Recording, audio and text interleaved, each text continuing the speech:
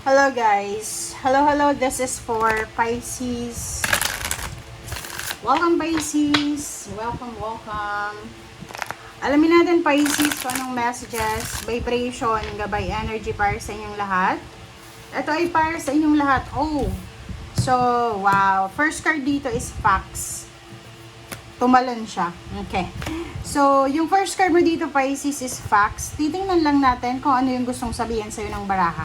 Malalaman natin yon pagkatapos. So, wala tayong specific na rason para hanapin kung ano yung focus natin sa ngayon. Basta aalamin lang natin kung ano yung sinasabi ng baraha. Okay. So, this is facts. Shadow work.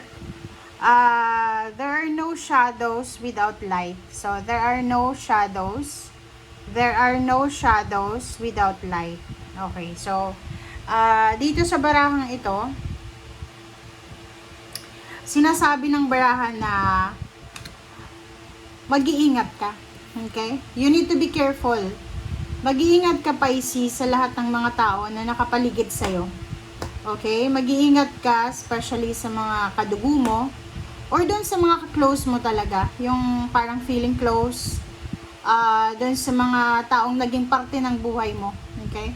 Kasi, dito sa barahang to, sinasabi ng barahan na maraming mga taong naiinggit sa'yo, maraming mga taong na gustong sirain ka, traidorin ka, gawan ka ng masama. Kumbaga maraming nagbabalak sa'yo, maraming nag-i-evil eye. So yung facts na to, sinasabi ng baraha, huwag kang mag-alala kasi lahat ng mga taong yan na may mga masasamang balak laban sa'yo, ay, kumbaga yun nga, sabi dito, there are no shadows without light. So, walang lihim na mabubunyag. Walang dilim na hindi magliliwanag. Okay? So, this one.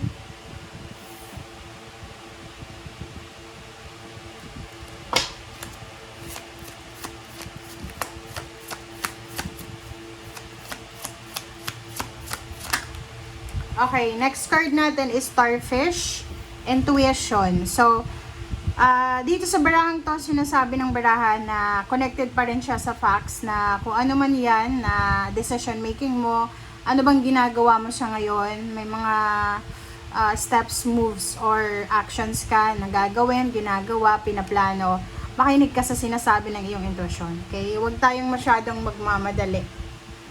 Huwag tayong ma-pressure. Huwag tayong magmamadali.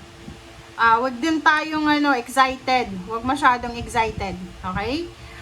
Make sure na pag-isipang mabuti pero hindi to the maximum level ng overthinking. So, basta kailangan mo lang na kumbaga mag-meditate ka, mag-pray ka bago ka gumawa ng desisyon or bago ka gumawa ng aksyon.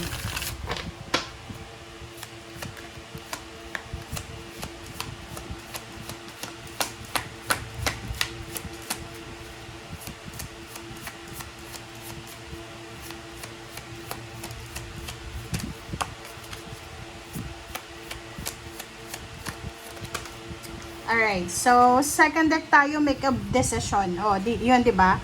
So, kung may mga decision making kayo na kakailanganin na gawin, ayun na nga. Pag feeling nyo stagnant, stuck, hindi kayo makapag-desisyon, Starfish and this decision card, sinasabi na makinig ka sa sinasabi ng yung intuition. Yun, guys. Okay? So, whatever man nagagawin, pinaplano, actions, kailangan natin na pag-isipang mabuti. Okay? Pag-isipang mabuti. Alright.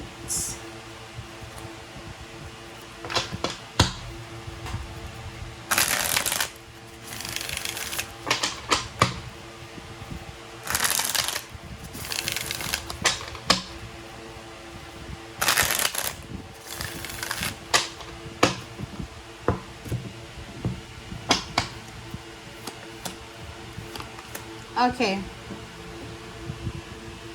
First, two cards from your third deck. King of Air and Ten of Air. So, dito sinasabi ng baraha sa'yo na yun, this one is direction. Yung King of Air kasi, this is your plans, your directions, your journey. Meron ka siguro na, like, siguro marami kang mga pinaplano dati na hindi mo tinutuloy kasi yun, undecisive ka, 'di ba? Indecisive ka. Feeling stagnant, feeling stuck, feeling stagnant, feeling delays talaga. May mga delay actions and reactions and planning ka. So, sinasabi ng barahan na simula ngayon, okay, may darating na parang pakiramdam na you are free. 'Di ba? Kung dati ay nako, hindi ko makakapag-desisyon kasi kailangan magtanong muna ako, kailangan kong i-consider yung feelings ng ibang tao. So dito sa barahang to, may mga negative thoughts, negative habits ka. Yun, unhealthy habits and lifestyle na posibleng babaguhin mo na. So there's an endings and new beginnings. Recovery, so may mga recovery, emotional recovery, meron ka ng freedom dito. Kung dati ay nahihirapan kang mag-decisions because pakiramdam mo, kailangan mong patunayan, may mga dapat kang patunayan, may mga, alam mo yon na minsan akala mo na kailangan mong magbigay palagi or kailangan mong i-prioritize yung ibang tao. So dito sa barahang to, may matatapos. May iba din sa inyo dito na like you're wishing. May mga relationship siguro na hindi nag-work, pero you're still positive na ay magwo-work pa siya. But sa barahang ito sinasabi na nakapag-desisyon ka na, okay? Nakapag-desisyon ka na you're starting again. So like halimbawa, hindi ka makamove on sa yung ex, sa yung family na binitray ka. Dito sa barahang to, you will recover all the pain and heartaches. Matatapos lahat ng pain and heartaches mo, magsisimula ang bagong umaga and freedom. You're free. So same with the facts here. Ang sabi ng facts sa iyo dyan, there are no shadows without light. So walang lihim na mabubunyag. Walang lihim na hindi mabubunyag. So walang mabaho na hindi maaamoy. So eto yun, sinasabi ng baraha, lalabas. Lalabas kung sino, this is a blessing siya guys, kasi lalabas yung totoong tao, I mean yung totoong karakter ng mga tao na yan, okay? So yung iba sa inyo masasaktan syempre kasi pakiramdam nyo na betray kayo, pero magpasalamat kayo kasi lumabas talaga yung totoong ugali, yung totoong intention or yung totoong plano. Alright, so Knight of Air and High Priestess. Wag magmamadali, guys. So, etong barahan to, sinasabi ng baraha sa inyo dito na yon, kalma. Kailangan mong kalmahin ang iyong sarili. Makinig ka sa sinasabi ng iyong intuition. Magpasensya. Maging matalino. Maging motivated. Iwasan natin yung pagiging aggressive. Okay? Alright. So, let's clarify. Ano pa ba? Okay, so the moon and seven of air, diba? Ang sabi ng baraha sa iyo dito, may iba sa inyo dito Pisces na minsan hindi kayo marunong or yun, sinasabi ng iyong intuition na eto Pisces, hindi mo dapat magkatiwalaan because empathetic ka, hindi ka masyadong kumbaga, anong tawag dito, palakaibigan ka ba or basta walang masamang tinapay, parang gano'n. So, kahit na may nagsasabi sa'yo, Pisces, na, uy, umiwas ka dyan, Pisces, kasi trader yan. Uy, Pisces, ganyan, ganito. Ikaw, hindi ka nakikinig eh. So, sa barahan to, sinasabi ng baraha, kailangan mong makinig. Makinig ka sa mga comments dyan ng mga tao. Halimbawa, yung kaibigan mo, alam ng mga tao na hindi maganda yan, na impluensya. So, makinig ka. Kasi dito sa barahang to, dalawa yung baraha na seven of air tsaka facts, pareho lang siya ha.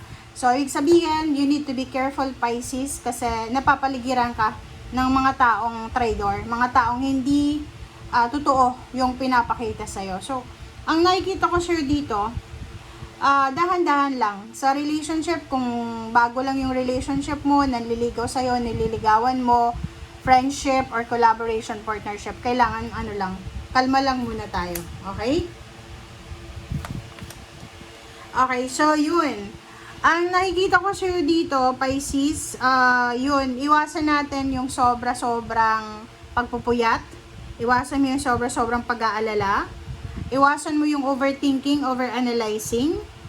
Okay lang na mag-isip, like yung parang ano lang, reflection, self-evaluation.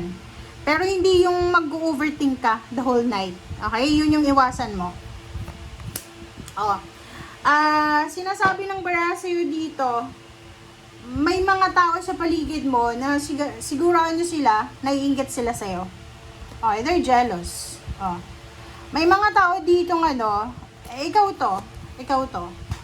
Pwedeng marami kang pera, marami kang savings, marami kang investments, may trabaho ka, continuous yung flow ng pera sa'yo. May mga tao dito na walang pera, pwede may trabaho sila pero hindi sapat yung income. So, nakikita ko na hindi sila masaya. Hindi sila masaya, lalo na yung mga taong may galit sa'yo.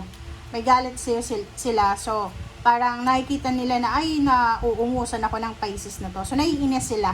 Okay, naiinis sila because nakikita nila na you're king of earth. You're prosperous, you're generous, and successful. Habang sila ay nag-aantay pa ng kanilang blessing. So, ay kita ko na they're comparing yung sarili nila sa blessings mo. So, yun nga, be careful ka sa mga taong kasalamuha mo kasi hindi maganda yung energy na to na huwag kang magtitiwala. Okay? Bye!